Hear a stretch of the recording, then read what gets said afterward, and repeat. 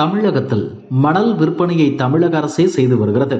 ஆனால் ஆற்றுப்படுகைகளில் அனுமதிக்கப்பட்ட குவாரிகளில் இருந்து மணல் அள்ளி கொடுக்கும் ஒப்பந்தத்தை புதுக்கோட்டை ராமச்சந்திரன், திண்டுக்கல் ரத்னம் மற்றும் கரிகாலன் ஆகிய மூவரிடம் ஒப்படைத்தது திமுக அரசு.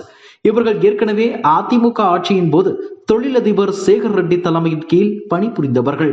மணல் தொழிலில் இருந்து சேகர் ரெட்டி விலகிய பிறகு இந்த மூவர் அணி அதனை கெட்டியாக பிடித்துக் கொண்டது. அதிமுக ஆட்சியில் கோலோச்சிய இவர்கள் திமுக ஆட்சியிலும் கொடிக்கட்டி பறந்தனர்.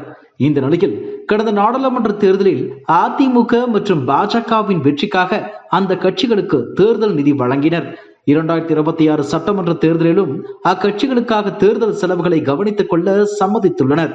இந்த சீக்ரெட் விவகாரம் உளவுத்துறை மூலம் அறிந்த திமுக தலைமை அவர்கள் மீது செம காட்டம் கொண்டது.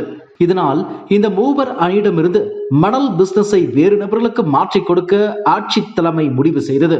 இதனையடுத்து மணல் குவாரிகளை மூடியது அரசு. மணல் விற்பனையும் தமிழகம் முழுவதும் நடக்கவில்லை. மணல் விற்பனை இல்லாததால் எம்சான் விலை அதிகரித்தும் வருகிறது.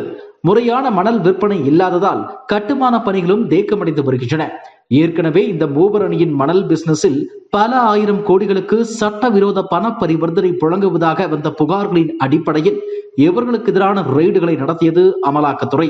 அதன் அடிப்படையில் சட்டவிரோத மணல் குவாரிகள் மூடப்பட்டன. இப்படிப்பட்ட சூழலில்தான் மணல் குவாரிகள் செயல்படாததால் தமிழக அரசும் பல்வேறு சிக்கல்களை எதிர்கொண்டு வருகிறது. இதனை முடிவுக்கு கொண்டு வர மூவர் அணிக்கு பதிலாக வேறு 3 பேருக்கு பிரித்து தர முடிவு செய்திருக்கிறது. அதன்படி மயிலாடுதுறையை சேர்ந்த ராஜப்பா, நாமக்கல்லை சேர்ந்த பொன்னர் சங்கர், கரூர் கேசி பழனிசாமி ஆகிய மூவரிடம் மேலிடம் சார்பில் பேச்சுவார்த்தை நடத்தப்பட்டது.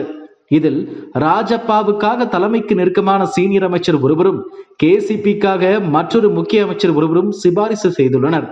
இரட்டையர்களான பொன்னர் சங்கர் வேறு ரூட்டில் முயற்சித்து வருகிறார்கள். மாதந்தோறும் குறிப்பிட்ட தொகையை கொடுப்பதாக கோட் பண்ணியிருக்கிறார் ராஜப்பா. மற்றவர்கள் இதைவிட குறைவாக கோட் பண்ணியுள்ளனர். ராஜப்பாவுக்கு முதல் வாய்ப்பை தந்த மேலிடம் கோட் பண்ணிய தொகையை குறிப்பிட்ட தேதியில் கட்டச் சொல்லி வலியுறுத்தியது. ஆனால் மொத்த தொகையையும் அவரால் ரெடி செய்ய முடியவில்லை. மணல் பிசினஸில் உள்ள பலரிடமும் தொகையை சேகரிக்க தொடங்கினார். ஆனாலும் அவரால் புரட்ட முடியவில்லை. மேலும் இந்த பிசினஸில் ராஜப்பாவின் உண்மையான முகம் என்னவென்பதை தலைமைக்கு சீனியர் நிர்வாகிகள் பலர் தெரிவித்திருக்கிறார்கள். இதனால் ராஜப்பா மீது தலைமை அப்செட் ஆகியுள்ளது. அதே சமயம் அவருக்காக சிபாரிசு செய்து வரும் அமைச்சர் தலைமையை சமாதானப்படுத்தியிருக்கிறார். இந்த நிலையில் மணல் கான்ட்ராக்டை யாருக்கு கொடுப்பது என்கிற உச்சபட்ச டென்ஷனில் இருந்து வருகிறது ஆட்சி தலைமை.